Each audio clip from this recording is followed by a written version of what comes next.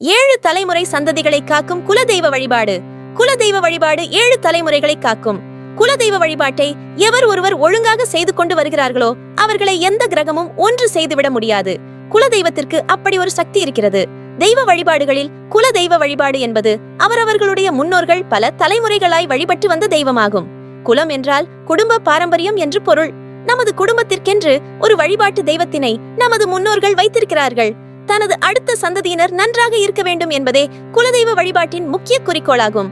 உங்கள் வீடுகளில் உள்ள பூஜை அறைகளில் உங்கள் குலதெய்வத்தின் படம் இருக்கலாம். தேவையற்ற படத்தை மாட்டி வைக்காதீர்கள். எல்லா சாமி படங்களையும் நீங்கள் மாட்டி வைத்தீர்கள் என்றால் நீங்கள் தினமும் அனைத்துக்கும் பூஜை செய்ய வேண்டும்.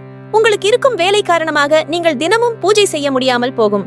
பல சாமி போட்டோ வைத்திருக்கும் வீடுகளில் குலதெய்வத்தை பல பேர் மறந்து விடுகிறார்கள். நீங்கள் எவ்வளவு கடவுளை வழிபட்டாலும் குலதெய்வ அருள் இல்லை என்றால் நீங்கள் வாழும் வாழ்க்கையில் ஒரு திருப்தி இருக்காது. பூஜை அறையில் உங்களின் குறைகளை உங்களின் குலதெய்வத்திடம் சொல்லி வேண்டுங்கள். அனைத்து குறைகளையும் அந்த குலதெய்வம் உங்களுக்கு தீர்த்து வைக்கும். உங்கள் கூடவே அது வரும். நாட்களாக ஆக தான் அதன் அருமை புரியும். பூஜை அறையில் நீங்கள் காமாட்சி விளக்கை பயன்படுத்துங்கள்.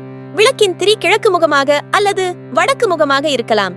அவ்வாறு திரி எரியும் போது உங்களின் குடும்ப முன்னேற்றம் ஏற்படும். வீட்டை நன்றாக சுத்தம் செய்து நறுமண வாசனை வரும்படி வைத்துக் கொள்ளுங்கள். கோரமாக இருக்கும் தெய்வங்களின் போட்டோவை வைக்க கூடாது. அவ்வாறு செய்வதும் தவறு. அவர்களை சாந்தப்படுத்துவது என்பது மிக கடினமான ஒன்றாக இருக்கும். நீங்கள் சிலை வழிபாட்டை வீட்டில் அனுமதிக்காதீர்கள். வீடுகளில் சிலை இருக்கக்கூடாது. அமாவாசை அன்று உங்கள் குல தெய்வம் கோவிலுக்கு சென்று விளக்கு எண்ணெய் ஊற்றி 2 மண் விளக்கு ஏற்றி ஒரு எலுமிச்ச பழத்தை கோவிலில் உள்ள சூலாயுதத்தில் குத்தி வைத்து உங்கள் குல தெய்வத்தை வழிபாடு செய்தால் நமது நீண்ட நாட்களாக நினைத்து வந்த நியாயமான கோரிக்கைகள் நிறைவேறும்.